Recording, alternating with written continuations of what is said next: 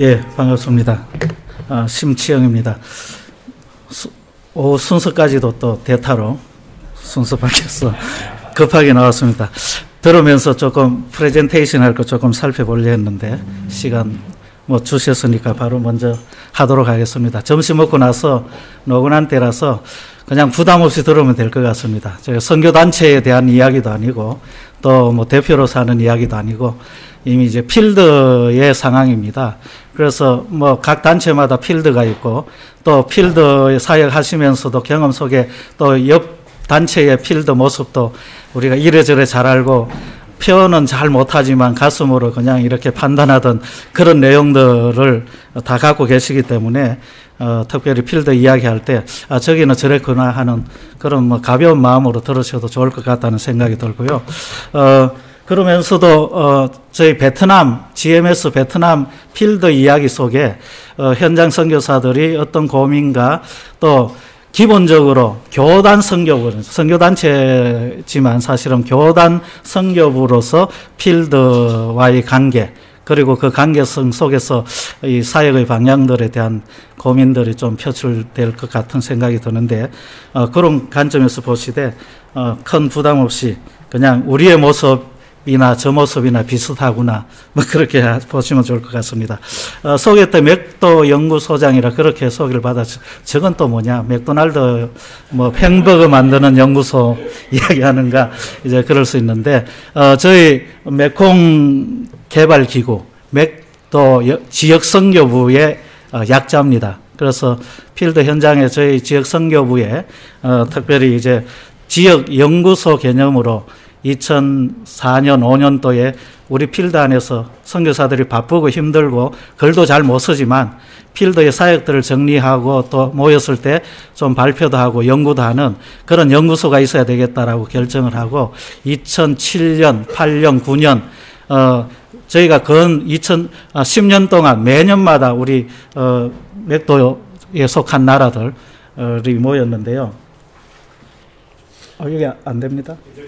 켜야 되나요? 예. 베트남, 캄보디아, 라오스, 그리고 2010년도까지는 미얀마까지 포함한 4개 나라가 이제 메콩 지역 선교부에 속하는 나라인데, 모여서 세 차례 이렇게 정식 한국에서 출판사에 출판한 연구지를 이렇게 계속 우리끼리 발간하고 또 격려하고, 우리도 현장 선교사들 글 못 쓴다 그러는데 책까지 만들어냈다 하는 이제 그런 자랑거리로 했던 그런 지역 선교부의 선교사들의 그냥 투박한 연구소입니다. 그런데 저희가 2011년부터 우리 GMS 자체 내에 조금 사태라 표현하긴 좀 그렇지만 온전하지 못하는 그런 불완전한 관계 속에서 저희 지부나 또 사역들이 조금 이렇게 멈추고 숨고르기를 하다가 이제 다시 이제 회복되어져서 행정 조직이나 또 사역이나 또 지역 필드 안에서 정신들이 다시 복원되어지면서 올해 이제 다시 맥도 연구소도 다시 이 활동을 시작하고 또 온전한 궤도에 올리기까지 어떤 의미에서 이 연구소의 기능들을 다시 복원하기 위한 비상체제의 소장을 맡았습니다. 제가 2010년, 11년, 2년 동안 우리 여기 맥도 선교부의 지역 필드 디렉터를 역임했기 때문에 또 그때의 경험들과 또 아무래도 필드의 본부와 지부와의 행정적인 조직의 복원 외에 또 우리 선교사님들의 내적인 분위기나 사역들을 우리 안에서 다시 이렇게 다지는 것이 필요하다고 생각해서 맥도 지역선교부와 또 맥도 연구소가 다시 함께 이렇게 복원되는 그런 과정 속에 제가 임시 소장을 맡고 있습니다. 그래서 맥도날드 회사에 취직된 건 아니고 우리 지역선교부라는 그런 이제 부분에 이야기고요. 저희 GMS는 글 속에 이제 2015년 8월 현재 2,399명의 선교사를 파송했다. 이제 그렇게 이야기를 하고 있습니다. 그런데 지난 10월에 17분의 선교사님이 더 선교사 임직을 받으셔서 지금은 2,416명의 선교사가 파송되어 있는, 그래도 한국 교단 선교부로는 또 단체를 포함해서 숫자로는 가장 많은 선교부라고 이렇게 이야기할 수가 있는데, 그 GMS 본부 아래에 18개의 선교부, 지역 선교부가 있습니다.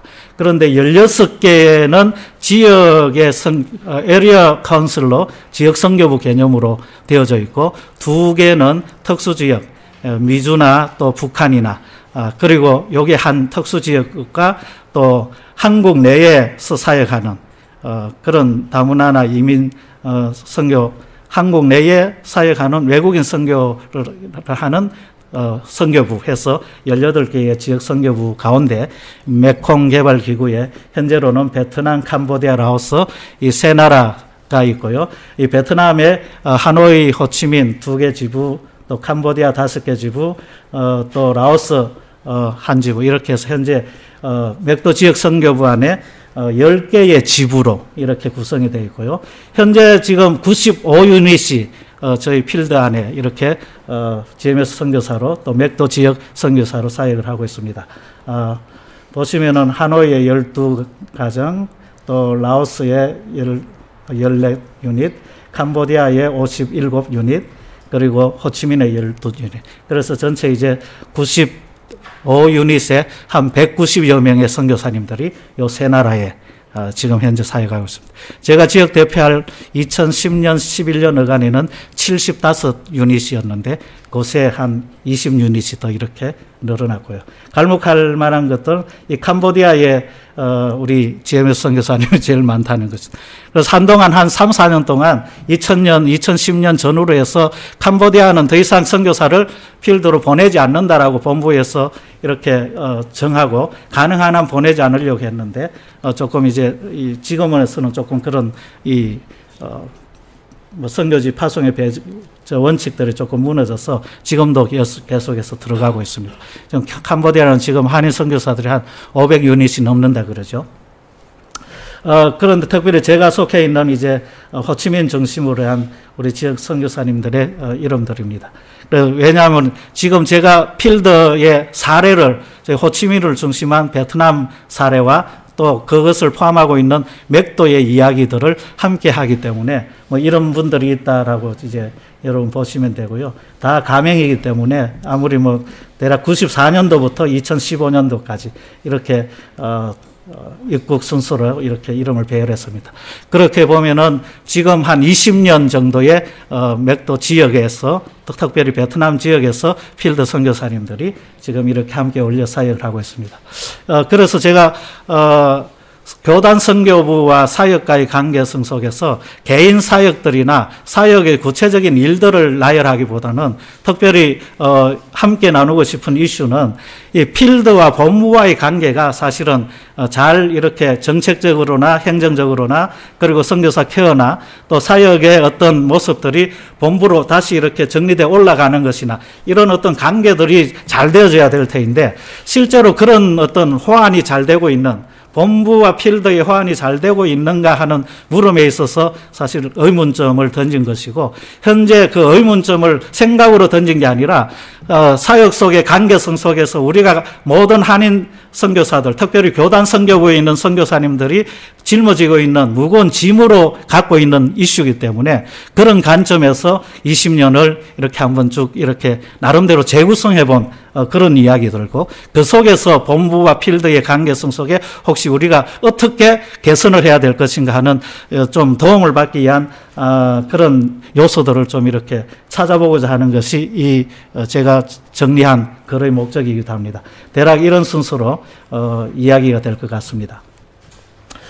먼저 건강한 선교단체라면 본부와 필드의 관계도 건강하고 제대로 되어져야 된다라고 정의를 내릴 수 있을 텐데, 그렇다면 그 건강한 본부 필드와의 관계는 어떤 것인가 할 때, 제 개인적으로 제가 중요하게 생각하는 관점에서 4가지 물음에 있어서 제대로 이 일들이 잘 진행되고 있는가 하는 것들을 먼저 짚어봐야 될 것 같습니다.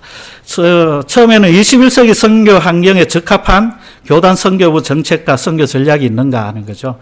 그럼 바뀌고 있는 현장에 대한 이해와 그 현장을 향한 본부로서 선교부로서의 어떤 적합한 정책들, 전략들이 계속 세워져 나가고 있는가 하는 것인데, 그 문제는 뭐 여기까지는 뭐 우리 각 단체나 모든 교단 선교부 사이트 들어가면은 다 멋있고 아름다운 말로 또 선교적인 용어로 다 치장되어져서 다 건강하고 훌륭한 단체같이 느껴집니다만은, 실제로 그런 정책과 전략과 비전과 핵심 가치와 모든 이런 것들이 필드에 있는 그런 모든 선교사들한테도 공유되어지고 있고, 그 가치에 의해서, 그 정책에 의해서, 아니면 그 전략에 의해서 이렇게 사역들이 이루어지고 있는가 하는 부분에 있어서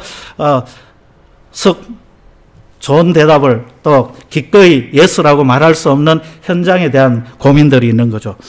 그런 의미에서 그 전략을 현장에 실행하고 평가할 선교 구조가 되어 있는가, 그리고 현장 선교사들이 선교회의 정책과 필드 전략에 걸맞게 사역하고 있는가, 현장에서 선교사들 간의 사역의 팀워크와 케어가 제대로 이루어지고 있는가 하는 이 네 가지 물음에 예스가 된다면 본부도 건강하고 필드도 건강한 아주 좋은 또 모델되는 그런 선교부가 되지 않을까, 그런 생각을 하게 되어집니다. 그런데 우리 한국 선교의 현장은 모르겠습니다. 본부 대표의 입장도 아니고 본부 이사의 입장도 아니고 현장에 있는 필드 속에서 사역하고 있는 그런 선교사의 입장에서는 이런 모습이 아닐까라는 생각을 해봤습니다.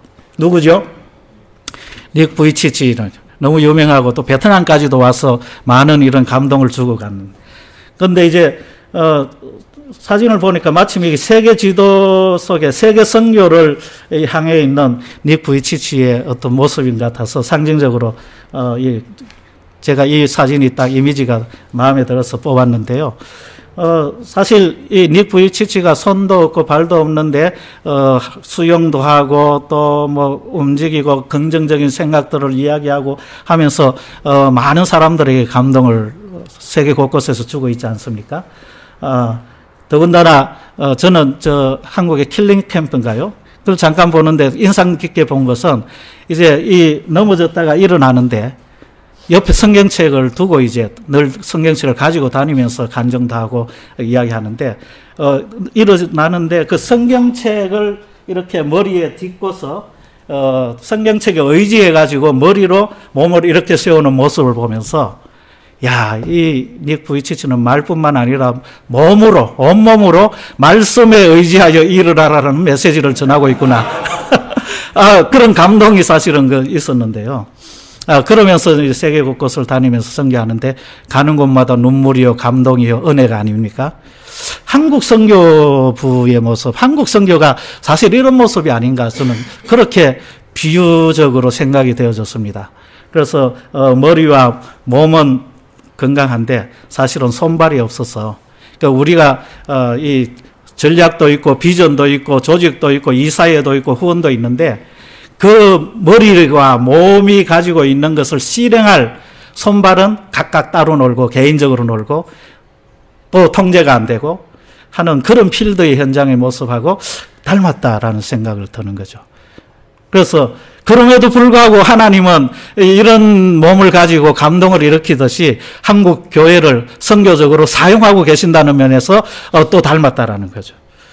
그런 부분에 있어서 오늘 필드의 이야기를 하면서 아무래도 이 손과 발이 이 기형적인 또 너무나 작은, 그리고 제대로 정상인처럼 활동하지 못한 모습에 대한 고민들을 다 같이 가슴에 나누어 가지지 않을까 하는 그런 생각도 해보게 됩니다.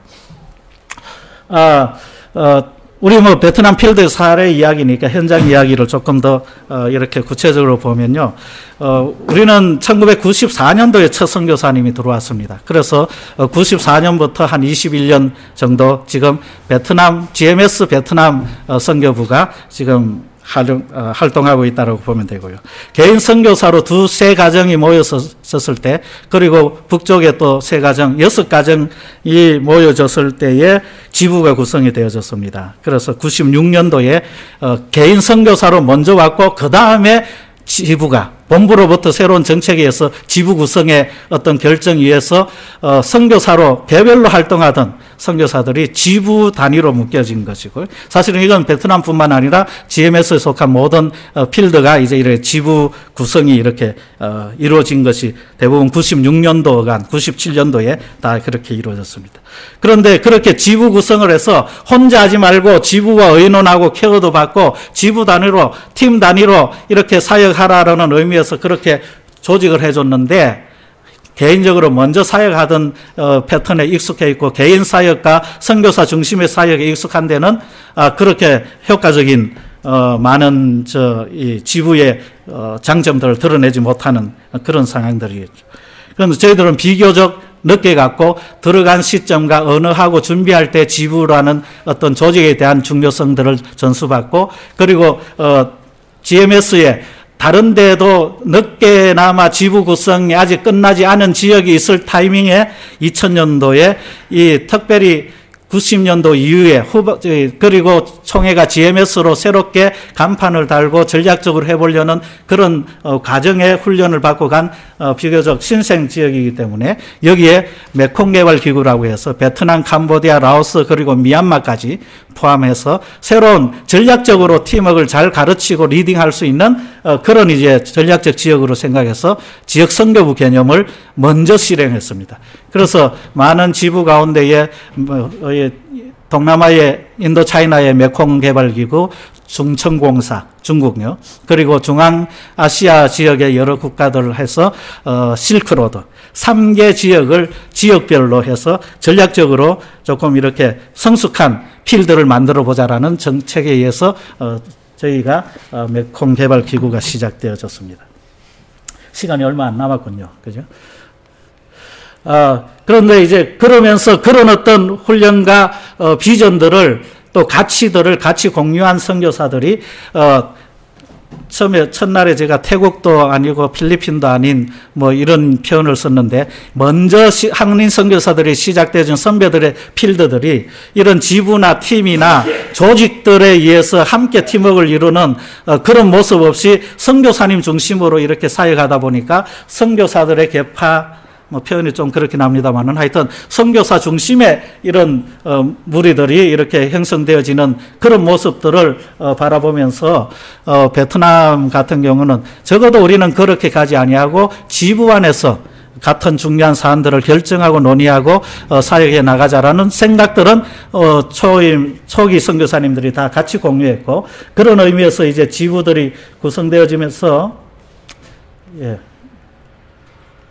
이렇게 해야 되는데, 개인 사역 유행 시기가 99년까지 단순 지부 유행, 그러니까 지부 안에서 무엇인가 함께 결정하려고 그러고 고민을 나누고 행정적인 결의를 이끌어낸 시기가 2000년에서 2006년. 그리고 그런 지부로부터 해보자. 개인적으로도 사역 개발하고 언어도 하고 또 여러 가지 하지만 모양새를 지부 단위의 어떤 질서를 가지고 하자라는 이 고민을 안고 계속 6년, 7년을 고민하다가 2006년 12월에 전적으로 우리가 팀 사역을 하자 이렇게 결정을 해서 한 지부지만 지부 안에 기능별 팀을 전문화시켜야 되니까 팀으로 나누자 해서 캠퍼스 팀, 그리고 기독교 교육팀, 현지교회 협력팀 뭐 이렇게 해서 사역의 구분을 해서 저희들이 세 팀으로 나누고, 그 세 팀의 사역비가 저희가 송금이 이렇게 일원화돼서 오는데 거기에 한 400불 내지 450불 우리 선교사님들이 선교비 받는 걸 원천 징수를 해서 그 팀에 속한 선교사님, 그러니까 한 10가정이 그 당시에 있었는데 한 서너 가정이 한 팀이니까 매월마다 그 팀 사역비로 한 1000불에서 1200불씩 이렇게 원천 징수되어져서 그 팀 예산을 가지고 함께 사역할 수 있는 구조로 한 3년을 저희들이 실행을 해보는 그런 시기도 가졌고요.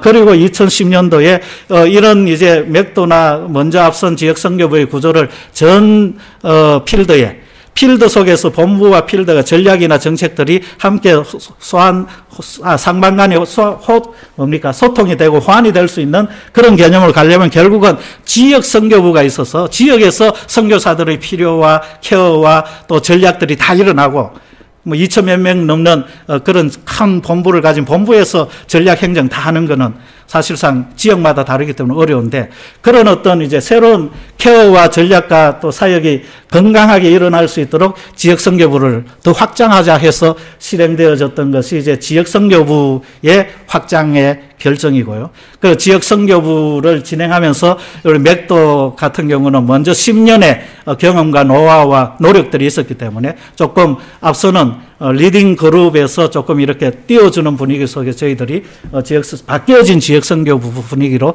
발전되어져 나갔는데 이러면서 저희가 지부로 있었던 것들이 팀별로 각각 팀으로 해서 나라별로 지부가 있었던 것들이 지금 이제 아까 보듯이 1분밖에 안 남았습니까? 예. 10개 지부가 되어진 것이 10개의 팀으로 이렇게 지역 선교부 아래 팀으로 나눠진 거죠. 그런 의미에서 이제 그런 이제 팀 체제 유형으로 확장되어져 가는 도중에 저희 내부적 문제 때문에 그 부분들이 접어들고 다시 이제 5번의 이름을 제가 좀 붙이기가 명칭이 명확한 용어가 생각이 안 나서 확장된 팀 사역 유형식이라 했는데 사실상 GMS 안에서의 팀 사역과 지역 선교부의 분위기는 넘어서고 중단되어지고 그냥 개별로 해왔던 수준에서 그렇게 훈련되어진 우리 GMS 선교사들이 베트남 안에서 다른 초교파적으로 다른 선교사님들과 연합하고 우리가 훈련되어진 리더십 가치들을 나누면서 도움을 주면서 우리 GMS 선교사님들 중심으로 또 뭐 지역적으로 사역적으로 이렇게 초교파적인 베트남 선교사님과 함께 자연스러운 필요와 관계와 교제에 의해서 이 각각 팀 사역들을 하는 유행들이 생겨나게 되어진 그런 의미에서 확장된 팀이라고 제가 표현을 붙였습니다. 이건 설명이 없으면 이해가 어려운 단어이긴 한데 대략 이렇게 해서 저희들이 한 20년을 필드에서 보낸 것입니다. 그래서 저희 지부에 늘 20년 모일 때마다 원래나 전략회의 할 때마다 늘 핵심 키워드가 개인 사역의 개발의 문제 그리고 지부라는 단어 이게 필요하냐 안 하냐 지부가 왜 이렇게 힘들게 하냐 지부가 수습에게 뭐 어떻게 하냐 뭐 이런 늘 지부 때문에 생기는 퀘스천 마크 내지는 답변들이 있었고요. 그리고 팀 사역에 대한 이슈들 그리고 지역 선교부 속에 저희들이 어떻게 함께 협력할 수 있는가, 연합할 수 있는가 하는 부분들을 늘 이렇게 사역의 관계성 속에서 고민을 해왔던 것 같습니다. 그런데 그러면서 이제 각 단계별로 필드에서 느끼는 느낌들이 있고 또 병 교훈들이 있는데 사실은 이제 개인 사역 여기에 개인적으로 온 선교사들이 지부로 묶여지는 그런 단계에 그러나 이제 긍정적인 면은 이제 지부가 함께 해야 된다는 전제는 다 공유하고 있었다는 감사한데 사실 바람직한 선교 환경은 교단 선교부가 처음부터 개교의 선교사 중심의 각계 전투가 일어나지 않도록 전략적으로 정책적으로 훈련도 하고 파송할 때 필드에 가면 자연스럽게 함께하는 게 돼야 되는데 사실은 이건 선교단체에서는 그런 개념이 너무 익숙한 건데 교단 선교부는 사실 우리 합동뿐만 아니라 통합, 고심 뭐 어디 주변에 저희 주변에 있는 교단 선교부를 다 봐도 사실 우리가 뭐 비슷비슷하거나 우리가 못하거나 이러기 때문에 사실 저희가 못하고 부족하다라고 이야기한다 그러면 우리 한국의 모든 교단 선교부가 동일한 고민들과 아픔을 갖고 있다라고 말해도 틀린 이야기는 아닐 것이라는 게 모르겠습니다. 제 개인적으로 느끼고 보는 그런 이제 관점입니다만은. 그런데 사실 기본적으로 이렇게 단체가 소달리티 구조의 이 단체가 고민하지도 않아야 될 기본적인 문제를 우리는 의논하고 모이고 또 지부로 해야 된다 하고 막 설득해야 되고 안 한다 그러고 붙잡아야 되고 이런 낭비들을 시간적인 낭비들을 힘들을 소비하는 이런 모습에서부터 우리 필드가 시작되어지는 경험들이 이 기간들에 있었다라는 거죠. 그리고 그럼에도 불구하고 우리가 지부로 하자, 지부 속에서 질서를 잡고 우리가 역할을 분담하자는 이런 유행들을 겪으면서 저희 지부에서 본부에서 물론 기본적으로 선교비 송금 일어나 분기사역 보고서 이건 모든 선교사들의 책무 아닙니까? 당연히 본부와 개인사역에 당연히 이루어져야 될 일인데 이것들을 2년, 3년을 모이고 논의하고 또 여러 가지 의견 나누면서 결정을 해서 했다라는 거죠. 우선 이야기 아닙니까? 당연히 필드 가고 당연히 필드에 있는 선교사는 이런 길 해야 되는데 물론 이제 우리 GMS 입장에서는 다른 지역보다는 뭐 조금 먼저 앞서서 이런 분위기를 리딩하는 분위기이기 때문에 자발적인 논의와 결정이 있었기 때문에 뭐 이것도 의미가 있는데, 뒤집어 놓고 보면은 앞에 그 집으로 함께 팀워크를 한다는 것이라든지, 선교비를 함께 받는다든지, 분기사역 보고서 정리하고 이렇게 나눈다든지, 이런 것들이야 당연한 부분들인데, 당연한 책무인데, 이것들을 가지고 3년씩 막 논의를 하고 결정하고, 아니면 마음에 된다 안 된다라는 것들 마음 맞춘다고 애쓰고 하는 이런 기간들이 있었다라는 거죠.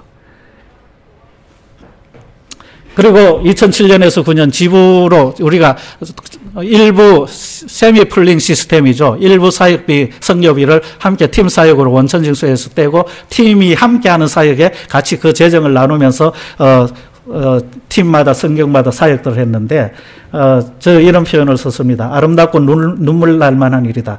특히 본부가 행정적으로 통제할 수 있어도 사역적으로 필드를 장악하여 전략을 펼 수 없는 태생적 한계를 가진 교단 선교부. 우리 GMS 이야기니까 혹시 다른 교단 선교부 있다면 너무 상처받지 마십시오. 이런 분위기 속에서는 대단한 돌파라 여겨진다. 이제 자아자찬하는 이야기인데, 이 표현이 우스운 거죠. 아름답고 눈물 날 만한 일이다.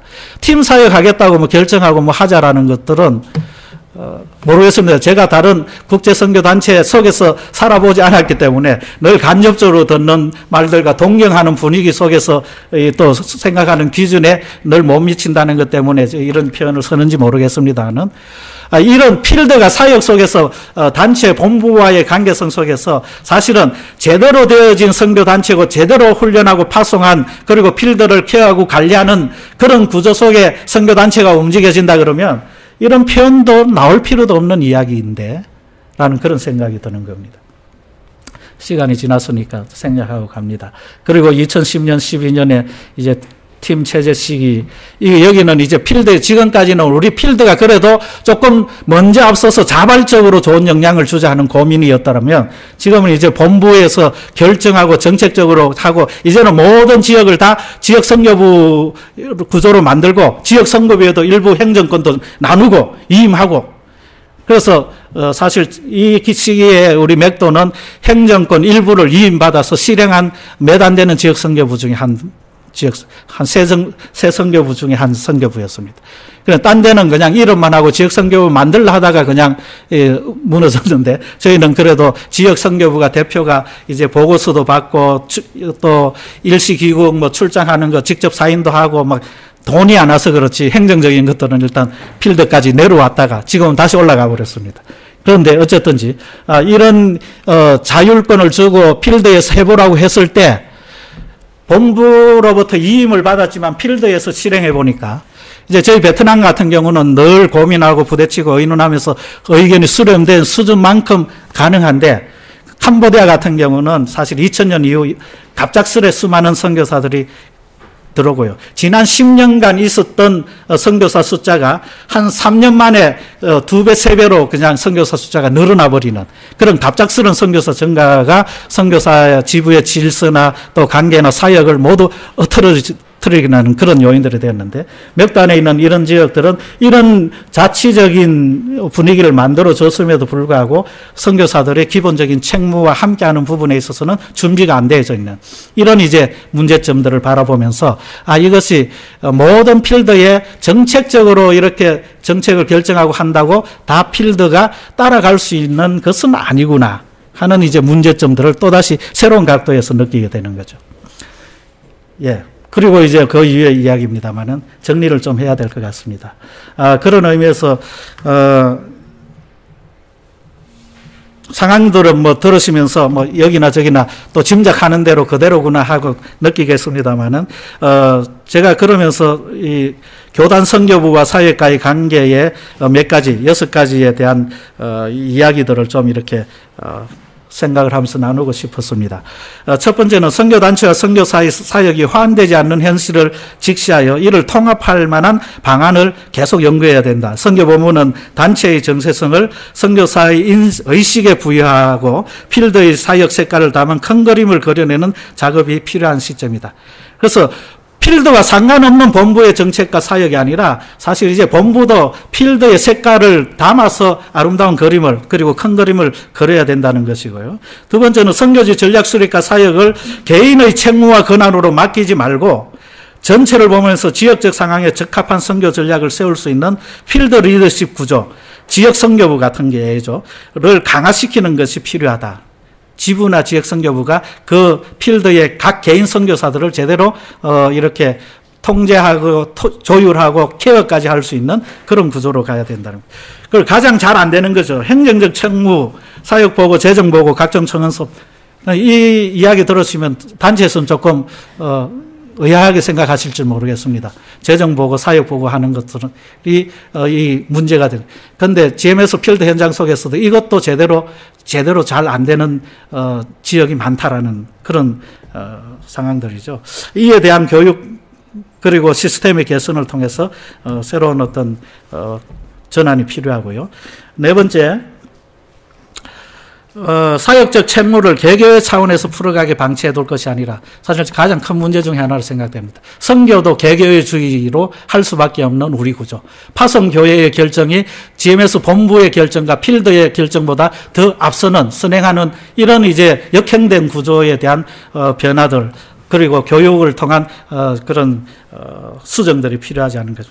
현장 지부 차원에서 검증하고 업무를 분담하여 사역을 실행할 수 있도록 제도를 강화하는 게 필요하다. 다섯 번째, 선교사들이 사역을 전략적으로 접근하여 선교적 시너지를 얻으려면 지역을 연구하고 전략 수립과 사역 진행에 도움을 주는 필드의 선교연구소 아니면은 선교사 연구 네트워크 같은 것이 지역마다 근역마다 세워지고 가동되어져야 된다. 그리고 혼자서 하는 사역을 지향하고 왜 지부의 일원으로 팀으로 사역해야 하고 현지 교단과 협력하는 파트너십 정신을 강화해야 된다. 대략 본부와 필드와의 관계성 속에서 제가 생각되어지는 6가지 이야기입니다. 그런 의미에서 교단 선교부지만 모달리티 구조지만 지역에서 제대로 사역하려고 그러면 소모달리티라는 그러니까 소달리티와 모달리티가 소달리티는 될 수 없는 것 같아요. 태성적인 한계가 있는 거죠. 그래서 모달리티 속에 소달리티가 들어간. 그래서 어떤 사람은 소모달리티라 그러니까 모소달리티라 하라고 그러더라고요. 교단이 앞선다고. 뭐 어쨌거나 같이 이런 교단성과 그리고 자발성과 헌신성이 같이 결합되어진 구조는 지역에서는 필드에서는 조금 더 융통성 있게 할 수 있다는 거예요. 여기를 바탕으로 전문성과 투명성을 확보해 나가는 그런 지역 선교회로 필드들이 개선하려고 하는 방향성을 가져야 된다는 것이고 그리고 계속해서 개인 지부 지역 선교부를 통해서 함께 이렇게 확보되어진 선교사의 건강성과 투명성들 또 이런 선교사의 장기적인 정체성에 있어서도 안정성들을 확보해 줄 수 있는 필드로 진행되면 좋겠다라는 생각들을 해보게 됩니다. 20년의 우리 베트남 필드의 역사들을 보면서 본부와 필드가 어디가 잘못되어졌고 어디가 끊어져 있으며 어떻게 이어져 가야 될지 하는 것들을 저희 필드의 경험으로 조금 정리를 해봤습니다. 뭐 작은 어떤 소견이고 한 지역의 이야기이기 때문에 다 이렇게 합족할 만한 또 동의가 될 만한 부분은 또 없을지도 모르겠습니다만 이런 현상이 우리 베트남 인도차이나 뿐이겠느냐 하는 생각을 볼 때 우리 각 단체나 교단 선교부들이 조금 이런 부분에 더 본부와 머리와 몸과 팔다리가 피가 통하고 소통되어서 함께 건강하게 사역하는 그런 이제 단체가 되어져야 머리도 본부도 건강한 본부가 될 거라 생각이 되어집니다. 이상입니다.